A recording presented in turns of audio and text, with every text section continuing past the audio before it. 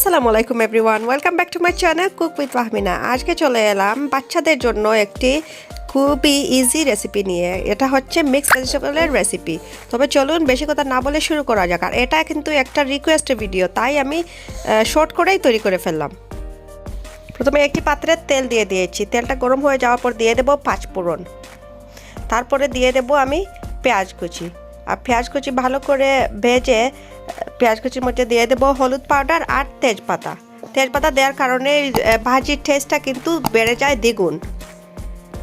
আর এই ভাজির মধ্যে পাঁচফোড়ন কিন্তু না দিলেই নয়, পাঁচফোড়নটাই কিন্তু আসল ইনগ্রিডিয়েন্টস এই ভাজিকে সুস্বাদু করার জন্যে।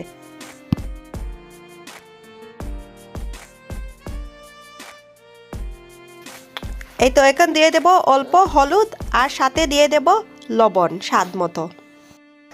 এখন পেঁয়াজটাকে একটু ভেজে তারপর দিয়ে দেবো মিক্সড ভেজিটেবল, ফ্রোজেন ভেজিটেবল দিয়ে দেবো। আমি কিন্তু ফ্রোজেন ভেজিটেবল দিয়েই রান্না করব আজ। আর কারো কাছে যদি ফ্রেশ ভেজিটেবল থাকে তাহলে তো আরও ভালো।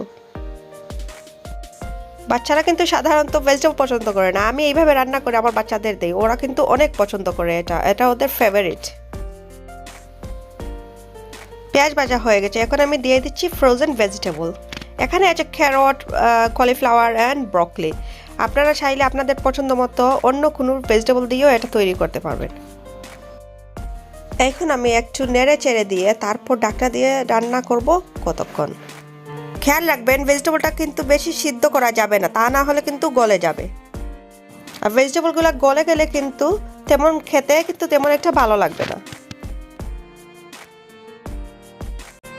এই পর্যায়ে আমি দিয়ে দেবো দুটো শুকনো মরিচ। আমি কিন্তু কাঁচামরিচ একদমই দেইনি, যেহেতু এটা বাচ্চাদের জন্য রান্না করব তাই।